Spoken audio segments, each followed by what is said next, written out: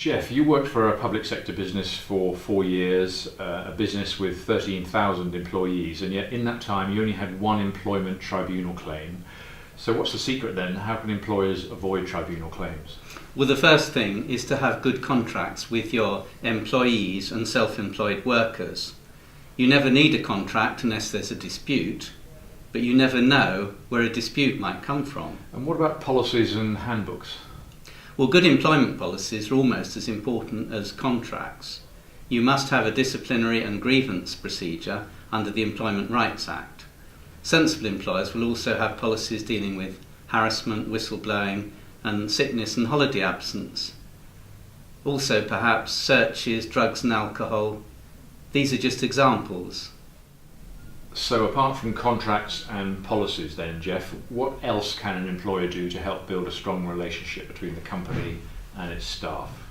The Equality Act 2010 provides a defence for employers to discrimination claims. As employer, you're not liable for discrimination if you take reasonable steps to prevent that discrimination.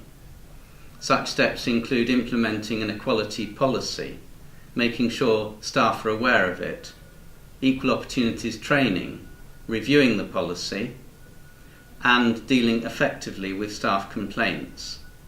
It surprises me how few employers, even large employers, take such steps, bearing in mind that discrimination awards can exceed £500,000.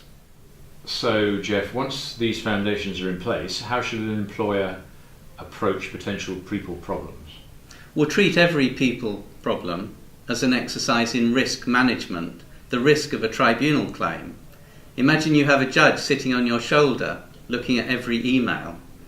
Risk is not only financial, but consider staff motivation, reputation, and management time. It is worth investing in professional advice to achieve a solution cheaply and quickly. So let's take an example of a potential people problem: poor performance by an older worker. Well, the first thing, as ever, is to decide your objective. This is sometimes easier said than done, but let's imagine your favoured objective is dismissal. Your expert advises that there are two ways to achieve dismissal fairly and at least risk. You could put your employee on a performance improvement programme with a series of targets and warnings. You must, of course, meticulously follow your own capability procedure. You hope he sees that procedure as fair, and he may even resign. And if the employer doesn't resign, what's the alternative? Well, the alternative is a compromise agreement with a financial package which reflects the fact that it takes time for the employer to dismiss fairly. This can be a win-win solution done the right way. John Harvey Jones, the company doctor, used to talk about leaving leavers with as much self-esteem as possible. Now, you often give advice to companies about employment tribunals and potential claims. Does the advice you give to employers prevent tribunal claims? Yes, as long as they take advice at the beginning rather than after they've got into trouble by employment law standards. It is rare for employers who take our advice to face a tribunal claim. Geoff, in our conversation, we've obviously only scratched the surface of what is actually a pretty varied and complex topic. But do you have any final thoughts or words of advice for employers? Yes, treat recruitment as a strategic issue. Staff pose some of the biggest risks to your business.